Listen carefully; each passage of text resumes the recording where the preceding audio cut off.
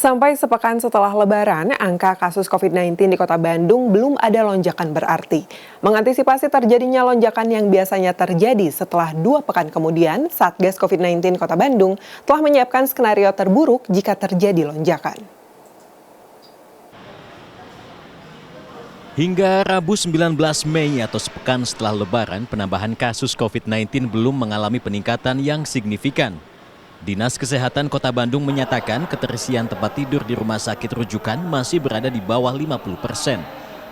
Di Rumah Sakit Immanuel, salah satu yang menjadi rujukan, saat ini tingkat keterisian sekitar 40%. Meski demikian, pihak rumah sakit telah bersiap jika pasca Lebaran terjadi peningkatan jumlah pasien COVID-19.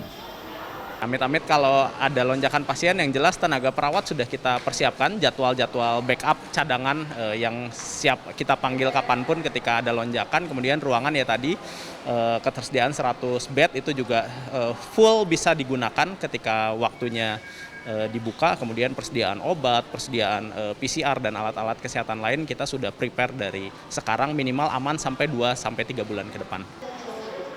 Kondisi yang sama juga terjadi di Rumah Sakit Khusus Ibu dan Anak RSKIA. Jumlah pasien COVID-19 setelah Idul Fitri justru menurun. Dari 70 tempat tidur yang disediakan, hanya terisi sebanyak 30 tempat tidur. Secara ruangan untuk CCTV, untuk itu sudah kita siapkan untuk fasilitas prasarana ya, sarana prasarana ruangan sudah kita siapkan. Jadi kalau memang sekali lagi saya bilang jangan sampai kepake, tapi sudah kita siapkan, tinggal rekrutmen SDM-nya biasanya. Kepala Dinas Kesehatan Kota Bandung Ahyani Raksanagara menyatakan pasca libur Lebaran kemarin harus diwaspadai akan terjadi lonjakan kasus COVID-19 dalam 2 pekan ke depan. Hal tersebut berkaca pada momen libur Natal dan Tahun Baru, di mana berdasarkan data yang tertulis di laman covid19 bandung.go.id, kasus positif aktif mencapai 1.492 kasus. Untuk mengantisipasi kejadian serupa, pihaknya menyiagakan 80 puskesmas dan 36 rumah sakit. 3T kita tetap tingkatkan ya buat melacak, kemudian pemeriksaan lab dan juga tadi memisahkan yang mana yang harus isolasi, yang mana harus karantina. Jadi kalau kemampuan rumah sakit kita pun sudah menulis surat agar semua rumah sakit bersiaga. Bila sampai terjadi skenario harus menambah tempat tidur, kita akan tambah. Lonjakan baru akan terlihat 14 hari sesuai masa inkubasi atau 2 pekan setelah Lebaran, juga dinyatakan epidemiolog Diki Budiman. Oleh karena itu, pemerintah Kota Bandung diminta aktif melakukan penjangkauan ke setiap rumah.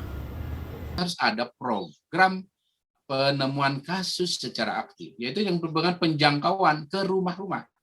Ini harus dilakukan oleh pemerintah daerah dengan melibatkan kader, dengan PPKM mikro itu ya seperti itu. Dicari ke rumah-rumah kalau misalnya ada kecurigaan dia baru pulang, apalagi baru pulang mudik dan segala macam. Ya sudah, pokoknya intinya yang harus dilakukan adalah isolasi karantina. Itu. Diki menambahkan selain berfokus pada penanganan pasca libur Lebaran, gempuran tenaga kerja asing di tengah penerapan larangan mudik juga memiliki risiko masuknya kasus COVID-19 dari varian baru. Tim Liputan CNN Indonesia, Bandung.